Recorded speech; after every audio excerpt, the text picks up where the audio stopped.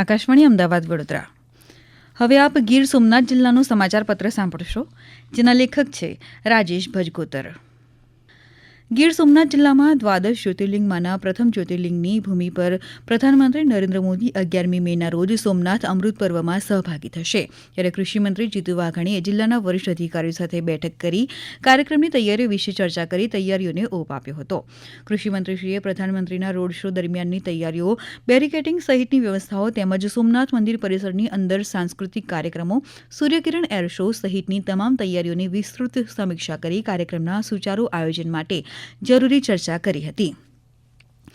સોમનાથ સ્વાભિમાન પર્વ અંતર્ગત સોમનાથ મહાદેવના દર્શન દેશ વિદેશમાંથી મોટી સંખ્યામાં યાત્રિકો ઉમટી પડ્યા હતા. ત્યારે દિલ્હીથી 1400 યાત્રિકો સાથેની ખાસ ટ્રેન વેરાવળ રેલવે સ્ટેશન ખાતે પહોંચી હતી. વેરાવળ રેલવે સ્ટેશન ખાતે ગુજરાતના પરંપરાગત ટિપ્પણી નૃત્ય સાથેના ગરબાથી વધારેલા ભાવિક ભક્તો અભિભૂત થયા હતા અને તેમણે પણ શરણાઈ અને ઢોલના તાલે ગરબા કરી તેમજ પંજાબી ભાંગડા નૃત્ય કરી તેમનો ઉમળકો દર્શાવ્યો હતો. તેઓએ સોમનાથ મહાદેવના દર્શન કરી ધન્યતા અનુભવી હતી અને આપણી સંસ્કૃતિથી પરિચિત થયા હતા.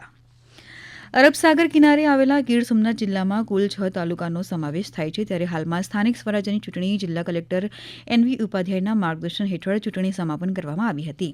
ગીર સોમનાથ જિલ્લા પંચાયતની 28, તાલુકા પંચાયતની 128 અને વેરાવળ, તાલાલા, સૂત્રાપાડા અને ઉના નગરપાલિકાઓ માટે ચૂંટણી 1005 મતદાન મથકો પર શાંતિપૂર્ણ મતદાન થયું હતું, જેમાં ભાજપ, કોંગ્રેસ અને આપ વચ્ચે મુખ્ય મુકાબલો થયો હતો. જેમાં ગીર સોમનાથ જિલ્લામાં સ્થાનિક સ્વરાજ્યની ચૂંટણીમાં ભાજપનું પ્રદર્શન રહ્યું હતું. જિલ્લા પંચાયતની 28 બેઠકમાંથી 22 બેઠક કબજે કરેલ હતી. તો વેરાવળ, સૂત્રાપાડા, તાલાલા અને ઉના નગરપાલિકામાં પણ ભાજપ, તો એકમાત્ર કોડીનાર તાલુકા પંચાયતમાં કોંગ્રેસે સત્તા મેળવવામાં સફળતા મેળવી છે. ગુજરાત માધ્યમિક અને ઉચ્ચતર માધ્યમિક શિક્ષણ બોર્ડ ગાંધીનગર દ્વારા ધોરણ 10 એસએસસી માધ્યમિકની પરીક્ષા માર્ચ 2026નું પરિણામ ગઈકાલે જાહેર કરવામાં આવ્યું હતું, જેમાં જિલ્લાનું પરિણામ 82.34% આવ્યું છે. ઉલ્લેખનીય છે કે ગત વર્ષે જિલ્લાનું પરિણામ 81.21% હતું. ગીર સોમનાથ જિલ્લામાં ડોક્ટર બાબા સાહેબ આંબેડકરની જન્મજયંતિની ઉજવણી કરવામાં આવી હતી.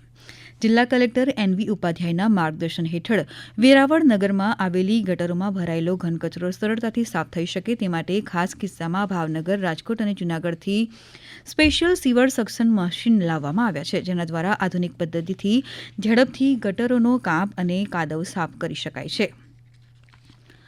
ગુજરાતના મુખ્ય પર્યટન સ્થળો પર આવતા પ્રવાસીઓની સુરક્ષા, સુવિધા અને સુખદ અનુભવમાં વધારો કરવાના ઉદ્દેશ્ય સાથે રાજ્યના પોલીસ વડા ડોક્ટર KLN રાવની અધ્યક્ષતામાં એક ઉચ્ચસ્તરીય બેઠક યોજાઈ હતી. આ બેઠકનો મુખ્ય ઉદ્દેશ્ય ડીજી અને આઈજી કોન્ફરન્સની ભલામણો મુજબ રાજ્યના મહત્વના પ્રવાસન જિલ્લાઓમાં સમર્પિત ટુરિસ્ટ પોલીસ સ્ટેશન કાર્યરત કરવાનો હતો. નાયબ મુખ્યમંત્રી હર્ષ સંઘવીના માર્ગદર્શન હેઠળ પ્રથમ તબક્કે ગીર સોમનાથ, દેવભૂમિ દ્વારકા અને ડાંગ જેવા મુખ્ય પ્રવાસન જિલ્લાઓમાં ટુરિસ્ટ ફ્રેન્ડલી વાતાવરણ સુનિશ્ચિત કરવા માટે ખાસ ટુરિસ્ટ પોલીસ સ્ટેશનો સ્થાપવામાં આવશે. ગીર સોમનાથ જિલ્લા કલેક્ટર એનવી ઉપાધ્યાય દ્વારા લોકોના પ્રશ્નોને વાચા આપવા માટે ઉના તાલુકાના તડના ગ્રામ પંચાયત ખાતે રાત્રિ સભા યોજાઈ હતી. આ રાત્રિ સભામાં નાગરિકોએ જનહિતલક્ષી પ્રશ્નો અને સમસ્યાઓ રજૂ કરી હતી. રાત્રિ સભામાં નાગરિકોએ સ્ટ્રીટ લાઇટની સુવિધા, ગ્રામ પંચાયતના ગોચરની જગ્યાના પ્રશ્નો, ગામતળના પ્રશ્નો સહિતની મુશ્કેલીઓ રજૂ કર્યા હતા.